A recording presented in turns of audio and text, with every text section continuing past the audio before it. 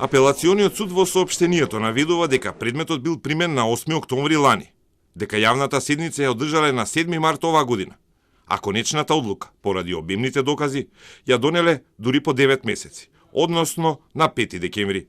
По одржаната јавна седница на ден 7.3.2022 година, заради одлучување по жалбите, Советот на овој суд повеќе пати заседаваше со оглед дека се работи за сложен предмет во кој има повеќе обвинети лица со повеќе кривични дела и обемен доказен материјал. Детали за што станува збор, апелациониот суд нема да открива, правдајќи се со законски одредби.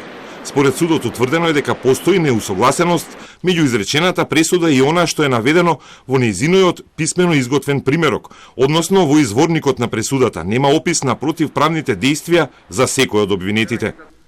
Тоа според петмината судии предводени од председателот на Кривичниот совет Јани Нича и известителот Енвер Беџети кој е кандидат за врховен судија, било причина да се укине пресудата поради сторени суштествени повреди на одредбите на постапката од член 415 став 1 точка 11, став 2 и став 3 од ЗКП, како и повреди на кои судот внимава по службена должност во смисла на член 427 во врска со член 375 од ЗКП, а кои повреди влијаеле и врз правилно утврдување на фактичката состојба и правилна примена на материјалното право. Поради тоа, после 14 месеци, апелационите суди утврдиле дека не може да се произнесат за пресудата, која според нив е неразбидлива. Јавно објавената изрека од пресудата треба да ги содржи сите потребни елементи од член 408 од ЗКП. Ваквата суштествена повреда е од апсолутен карактер и ја прави пресудата нејасна, неразбирлива и неподобна за понатамошно испитување. Одолговлекувањето на постапката во апелација придонесува дека се поизвестно е застарување на предметот за масовно прекршување на човекови права, кое што беше основа за предметот, тврди на Таргет.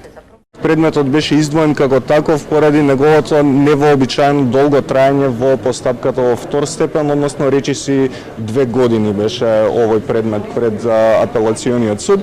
И оттаму сметавме дека е битно да се истакне како таков предмет, да се прикаже динамиката на одвивање на истиот, затоа што еве особено сега со ваквата постапка, односно со ваквата пресуда од апелациониот суд и враќањето на предметот, можеме да очекуваме повторно дека ќе има една многу долга постапка, бидејќи има ризик од настапување на застареност, истиот е многу веројатно да настапи. А апелационите судии на ова имаат одговор. Вината за застарување не била кај нив, иако им требаше 14 месеци да кажат дека нема да одлучуваат поради изворникот на пресудата.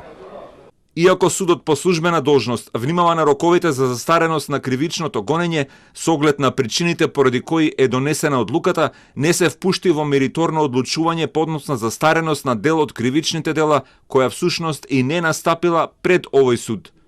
Апелациониот суд во своето соопштение тврди дека имало и други процесни повреди, зашто детално образложение на сите причини ќе даде во писмено изготвената одлука со соодветни напатствија до првостепениот суд. Датумот кога ќе го стори тоа, апелациониот суд не го наведува.